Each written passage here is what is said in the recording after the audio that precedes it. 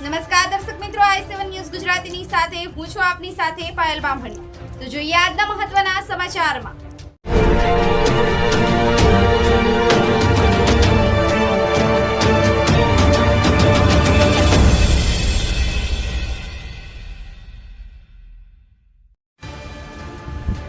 વૈષ્ણોદેવી કટરામાં થયેલ આતંકવાદી હુમલાના વિરોધમાં સનાતન વર્લ્ડ પરિવાર દાહોદ જિલ્લા દ્વારા કલેક્ટરશ્રીને આવેદનપત્ર આપવામાં આવ્યું।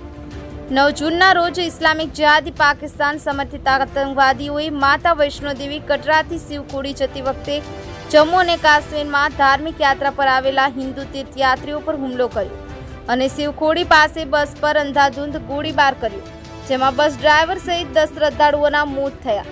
હિન્દુ સમાજને ટાર્ગેટ કરી અને હત્યા કરવામાં આવે છે, જેના કારણે દેશભરમાં ભારે રોષ છે। ત્યારે 12 જૂન 2024ના રોજ સનાતન વર્લ્ડ પરિવાર દાહોદ દ્વારા હિન્દુ યાત્રાળુઓની હત્યાના વિરોધમાં કલેક્ટરશ્રીને પાકિસ્તાન પ્રાયોજિત ઇસ્લામિક જિહાદી આતંકવાદના વિરોધમાં આવેદનપત્ર આપી અને સ્ટેશન રોડ સ્વામી વિવેકાનંદ ચોક દાહોદ ખાતે પાકિસ્તાન મુર્દાબાદના નારા સાથે પાકિસ્તાનનું પૂતળું સળગાવવામાં આવ્યું અને ભારત સરકારશ્રીને આવા આતંકી હુમલા કરનાર સંગઠનો પર કડકમાં કડક કાર્યવાહી કરવા માટે ભારત સરકારને નમ્ર અપીલ છે। દાહોદ જિલ્લાના સમાચાર જોતા રહો અમારી i7 ન્યૂઝ ગુજરાતીમાં।